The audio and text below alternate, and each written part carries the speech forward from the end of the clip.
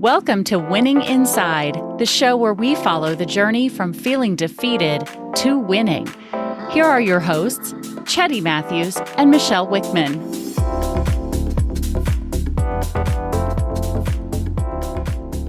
Hello, amazing people. Welcome to the Winning Inside podcast, where we discuss real issues, insights, and solutions to help you thrive in your day-to-day lives. We know life happens, and we can choose to be a spectator or a participant. Hey, everybody. How's everyone doing out there? Michelle, how are you today? I'm good. Good. I am well. That is awesome. You know, well, some of you may know, I've been on a social media hiatus for a little while, but something came up where I had to look at social media. And, you know, once you go down that rabbit hole, you're kind of down that rabbit hole.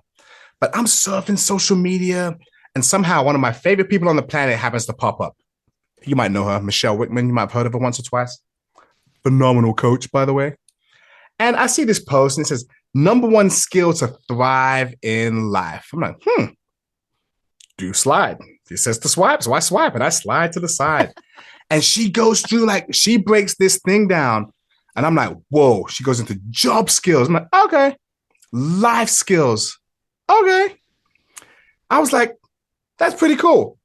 But then I look a little further because it was like 4 a.m, like 4:20 in the morning. So it was way early. But I'm looking at these skills and she's broken it down into hard skills and soft skills.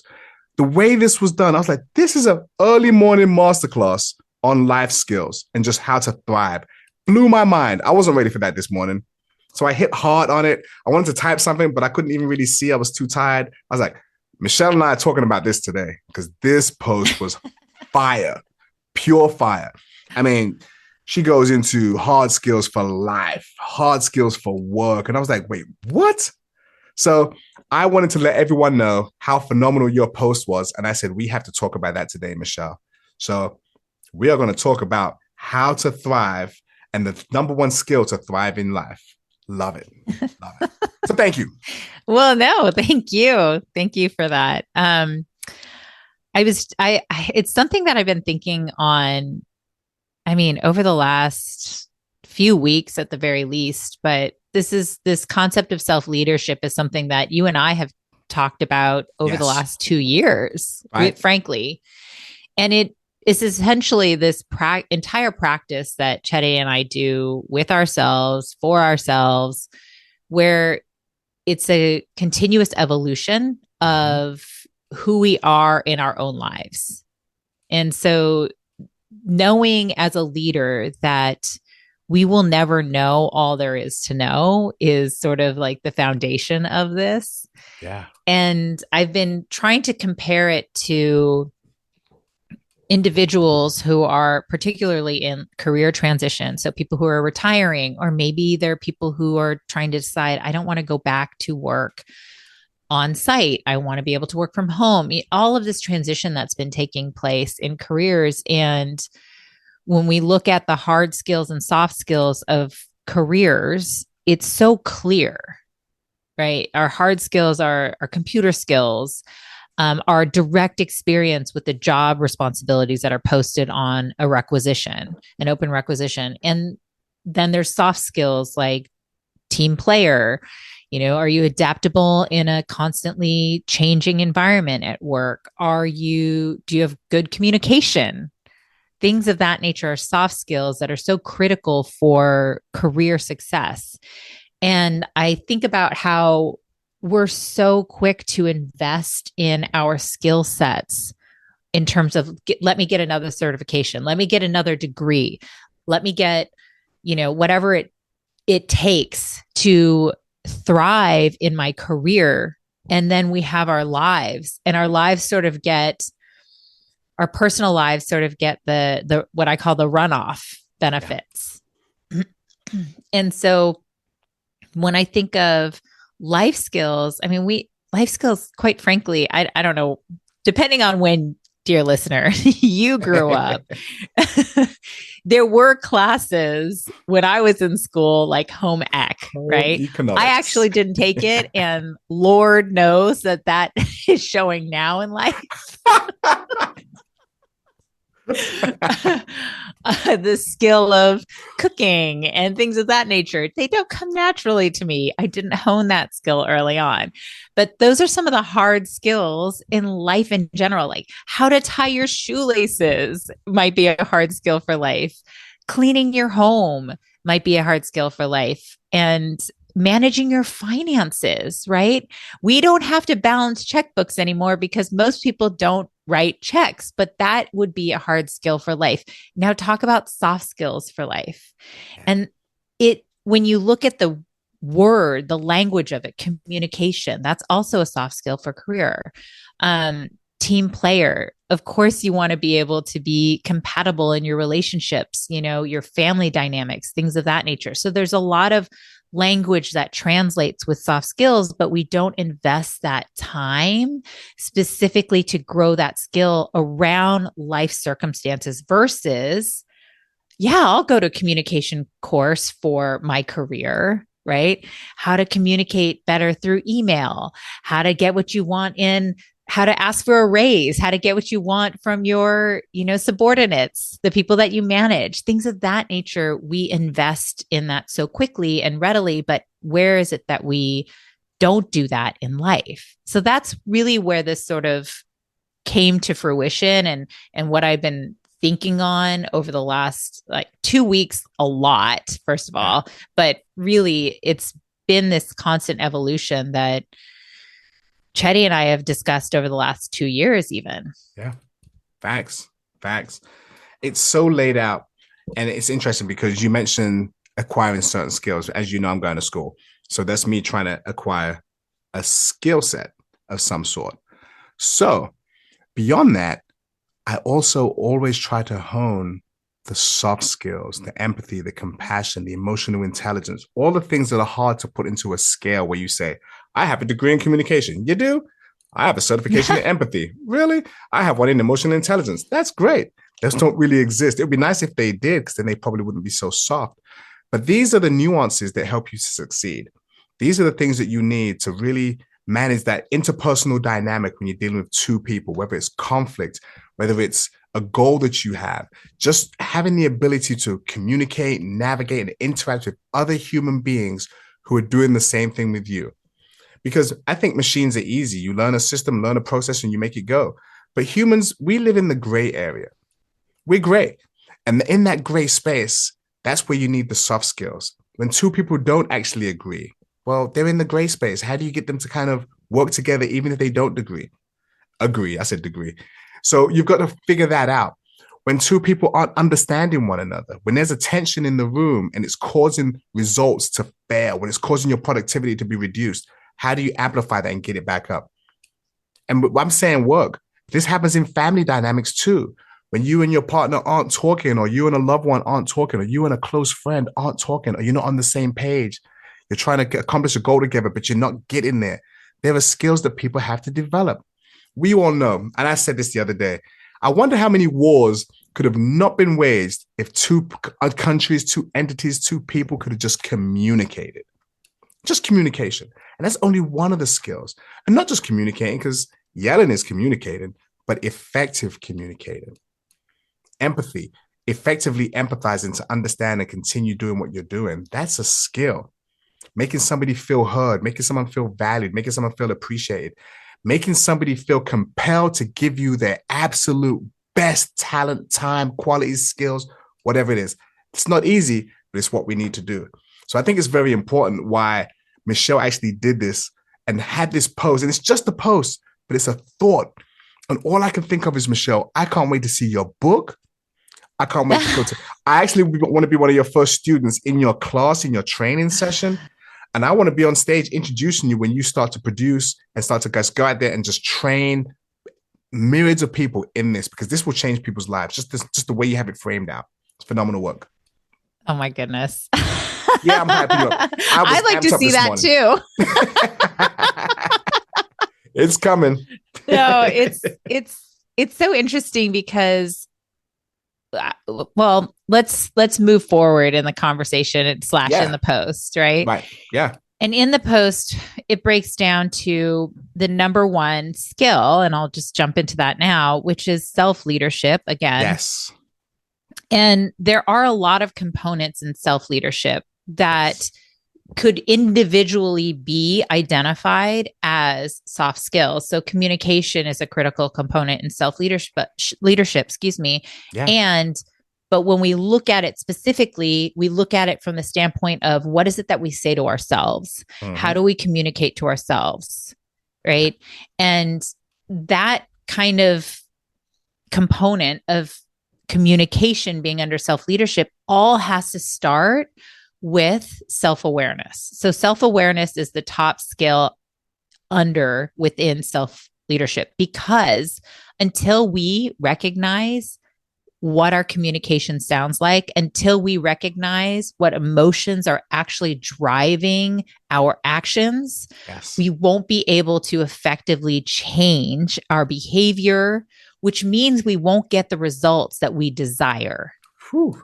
It's beautiful. Oh no, keep going. Well, you even mentioned earlier, like when two people want the same goal, how do we even know that? Even if we're married, how do we know that we both want the same goal? And how do we even know that how you perceive this goal and how you perceive the path to this goal looks the same as me, unless we have that dialogue? Yeah. So all of it has to start with becoming aware of who we are and how we present ourselves to this world. But that starts with just being quiet with ourselves and becoming aware of what our thoughts are saying to ourselves, like what thoughts are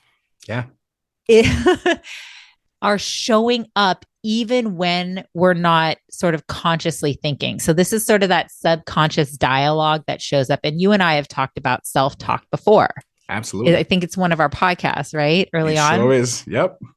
And the power of self-talk. And it's not to say that, we mask the negative self-talk with like, let's just throw in a positive thought on top of it, because then you're just sort of like, well, I don't even believe that thought. You have this cognitive dissonance, like this isn't even true, right?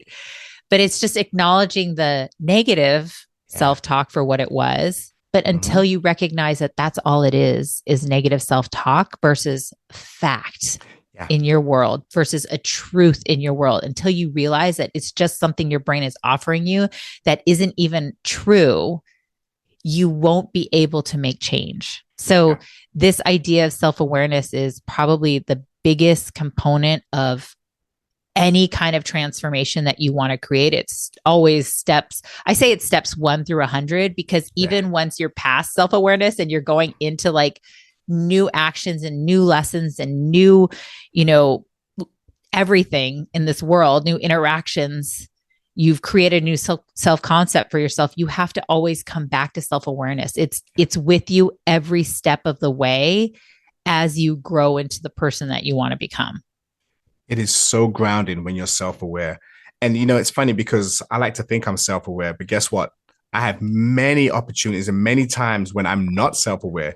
And you know how I know it? Because once I get awareness again, I gain awareness, I realize, wow, I was asleep at the wheel.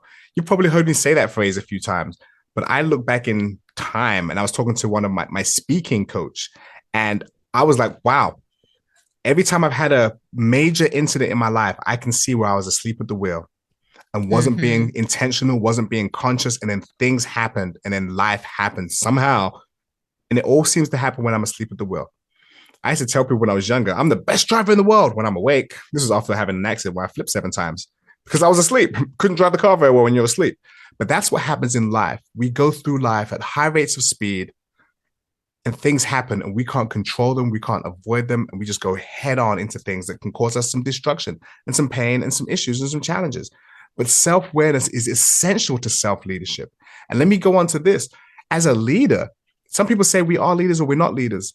If you're leading others, the first individual, the first person you should be leading should be yourself.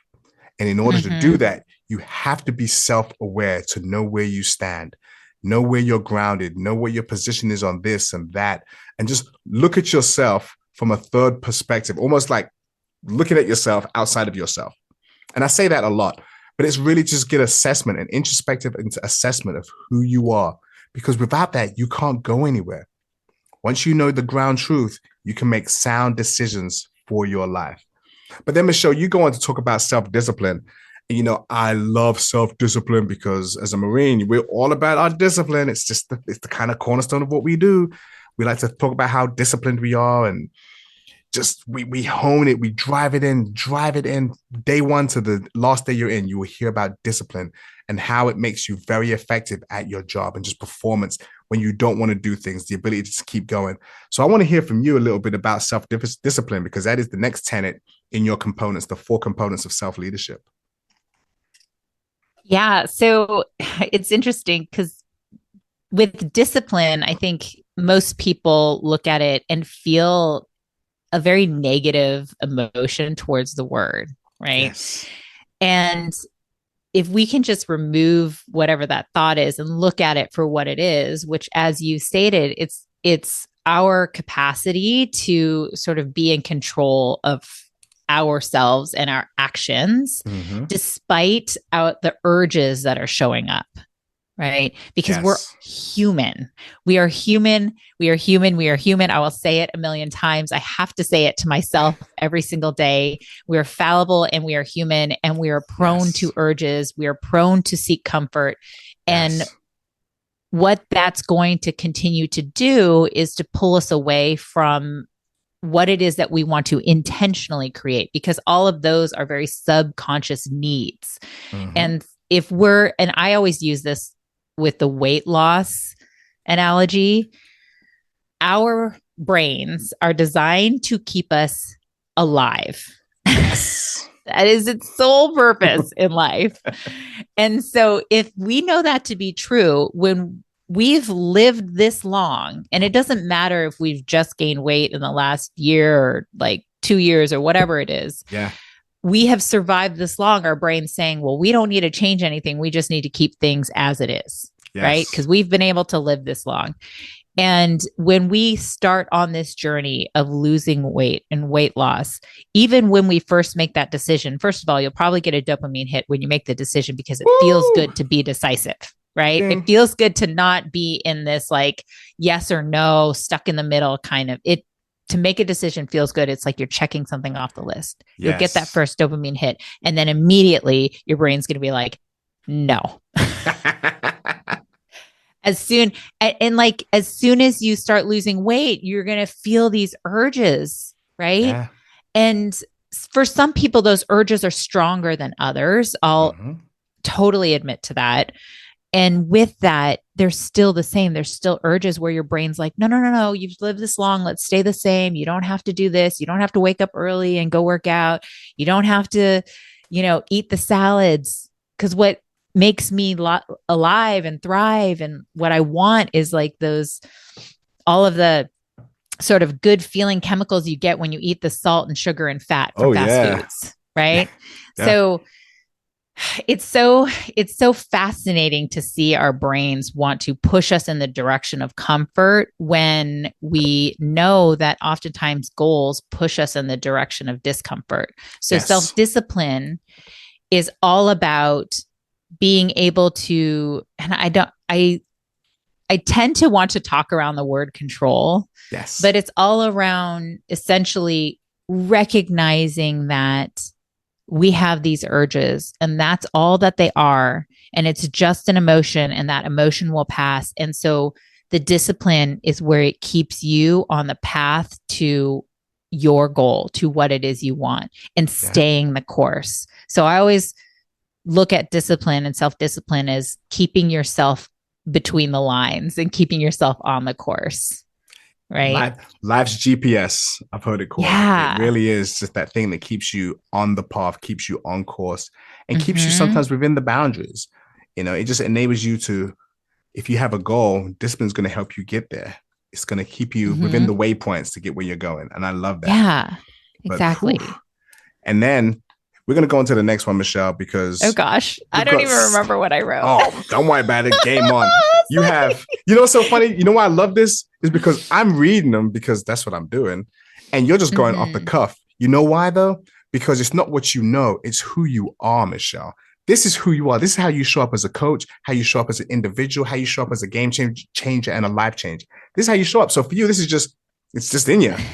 You're just talking off the cuff. This is not planned and canned. This was, I saw a post and goes, Michelle, we're talking about No, this. I like literally wrote that last night. I think it was like 9:05. It's just like, because I was like, oh, I haven't posted today. So I need to pull something out. I love this. But you go into another important component, and you hear about this a lot more than you used to, but emotional intelligence being the component number 3. Oh, yeah. EI. Emotional intelligence is just such a foundational thing. Yeah. Well, I think it's funny because people use this phrase all the time now, right? And you'll even see it on job postings, on job requisitions, emotional intelligence. There's certifications for emotional intelligence as well, which I think is also really fascinating. Yeah. And specifically, emotional intelligence is about being able to recognize your own emotions and like what's happening within you. So there is a self-awareness concept there, right?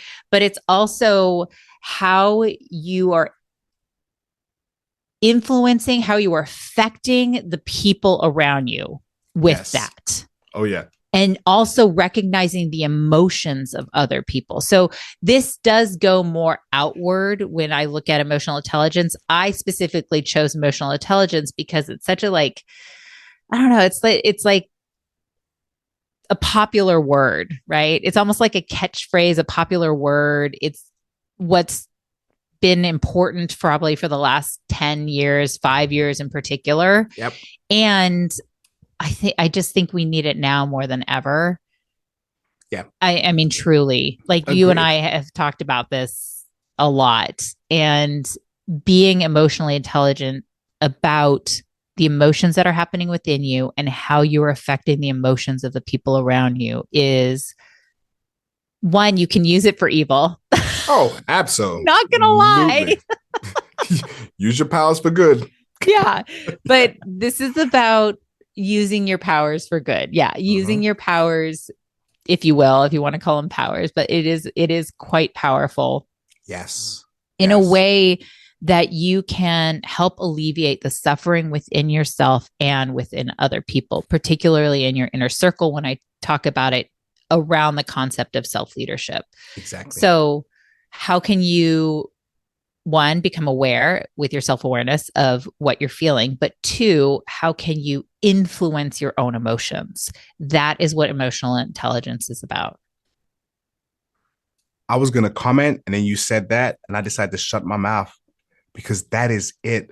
I was talking to a few people this weekend at school, and I was saying that the level of emotional intelligence of a leader can definitely and will make or break an organization.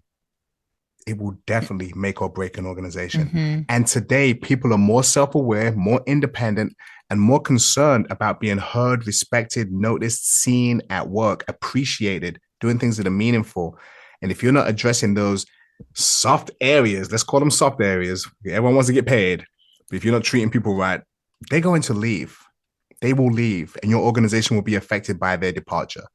This thing is going to mess with your money. Let's just call it that.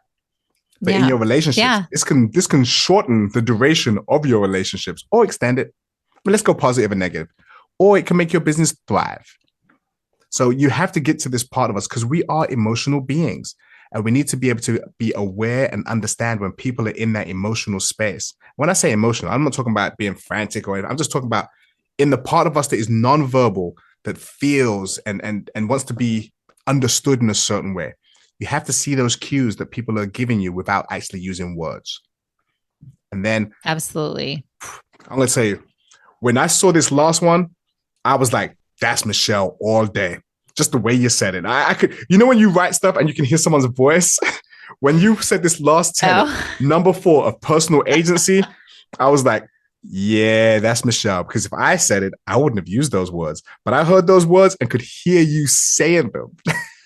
So you. Oh, my God. Get out of the park with that one. Well, okay. So the concept of personal agency. Well, let me ask you, what do you think it means? Personal agency is the executive reasoning part of your world. It's you having the ability to do the things that you want to do. And when I say that, it's you have the decision in your life to go or to not go, to agree, to disagree, to proceed or not to proceed. Having that and not giving that up. And I'll tell you, whenever I fall asleep at the wheel, it's because I have forfeited my personal agency and allowed someone else to control my life in some way. And you don't notice it until you don't like it. Yeah, I'm going to stop you right there because Yes. I think what he just said, the specific word, the functioning word here is allowed. Yes. Because and what we see a lot is we forfeit our personal agency. Yes. Right. And so when I have personal agency under self-leadership, it's the recognition that we have the capacity, like truly, each one of us has the capacity to create the results in our life, to create the circumstances in our life. And that being said, it doesn't mean it's easy. But we acknowledge that we have the power and the personal agency to make change in our lives and to have what we want. And yet we do choose to allow. And I love that you said that. You specifically said, I've allowed someone else to control my life. Yes. And I don't want people to think that we're judging them, because that is not what this is about either. It is simply about taking that agency, taking that, empowering yourself to recognize that, yes, I am allowing this to happen and it is a choice. And it's okay if that is your choice, but make it a conscious choice. Yes. Right? Oof. Make sure you recognize it as such. If you remain in a toxic relationship, it is still your choice to do so. But do not then take away your power by blaming them for being stuck there.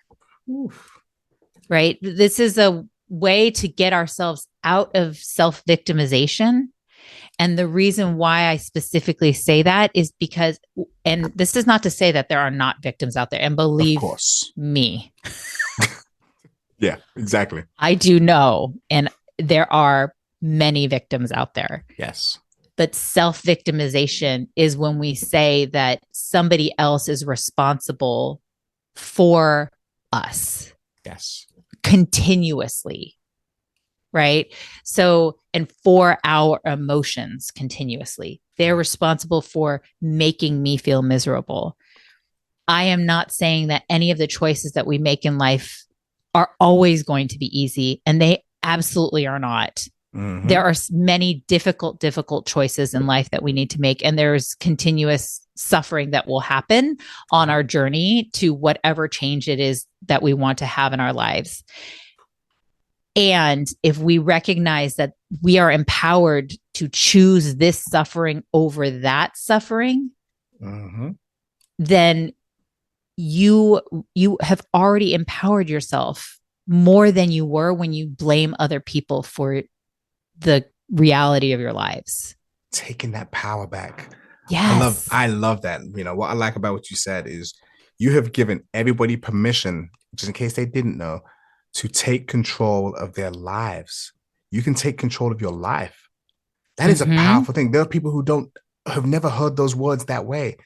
You can take control of your life. You get to determine when things are done and things happen to and through you and around you and near you. You get to determine how you receive that and how you process that, and whether you see that from a victim or a victor's point of view. You get to choose that, whether it's just a circumstance or it's something that happened to you all because of you and there's nothing you can do about it. Yeah. That's powerful. This is not going to stop things from happening around you. This is going to start to help you to recognize how you show up in spite of things happening around you. Take the power back. That's right. You've got it. I love this. Michelle, this is one of the best posts I've seen in a long time. And a lot of gold there. I'm super passionate about this idea of leading yourself. And even when, oh my gosh, and this is where it all really started, was early on. And I know this is like in high school and college, I was essentially said, like, you're a captain now. Right. Like my whatever, sophomore year in college, my second semester, sophomore year in college, you're a captain now. And I'm like, what? Like you don't get voted, you just get told. Yeah. And so with that, it's one of those things that, okay, nobody teaches you how to be a leader. Nobody teaches you that. They just think that you have a leadership quality. And I was told that in different periods of my life, like you're a natural leader, you're a leader. And I literally didn't stop to think what that meant. Ever. That means me too. It was just like, oh, I just have to step up now. Yeah. I have to pick up the slack where other people are allowing it to exist. I have to, work harder than anybody else because I'm the leader. Yeah. Right. Because that in my mind is like that's just kind of what I just thought. And so with that, at one point in one of my jobs, I was essentially told, you are not a leader if you are leading by example. And I was like, excuse me. Yeah. That is the difference. I'm going to cut you off for a second, just so people know. I know. This is just wait for it. I know, because that's one of the things that you always say is like, you have to lead by example. Now, what they taught me was that this is where the emotional intelligence comes into play. How can you lead others, right? How can you influence and inspire others, not by doing, but by leading? Because it was always like, I kid you not, like I'll be the first ones I'll do the toilets in my retail space. Right. I'll be the one mopping the floor. Like there's nothing that I wouldn't do but I was doing it in a way, one, because I really I'm not above anything. I'm not above work. Right. Yeah. But two, it was important for me to show people that I'm not above work. Yes. And that's where I was like, oh, wait, that's lip service. Mm-hmm. Right. It's like, I can't actually just do the thing to be like, hey, look at me, I'm doing the thing. And like, you all don't want to do it because that's not inspiring them to want to take action. Yeah. Right. So it's not just leading by doing. It's not leading by example. Be the example. Yes. Yes. And how do you influence them? How do you inspire them through your emotional intelligence, through your personal agency, through how you present yourself, through how you communicate, all of these components? How do you inspire and influence other people into action? It all starts with really taking a moment to reflect on what the hell leadership even means to you. Wow. For you. Wow. That is, you know what? You ever seen something that's so good, you might as well just be quiet and not even talk on it anymore? I have nothing to say. I'm not adding to that. Michelle, that was a masterclass. And I hope people really take the notes from this and understand what you just said, because it can be this, adopting what Michelle has just said, adopt any one of these tenets and see the change in your life. Adopt all four and see the massive, significant results in your life.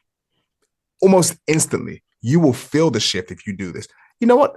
Again, I'm always challenging people. I dare you to go out there for the next week and really try to apply some of the things that Michelle has said. So we're going to start with, if you can think about these, self-awareness, just being a little bit more self-aware, practicing self-discipline, emotional intelligence, discovering that and just being self-aware and just figuring out the emotional intelligence part, self-discipline, and personal agency.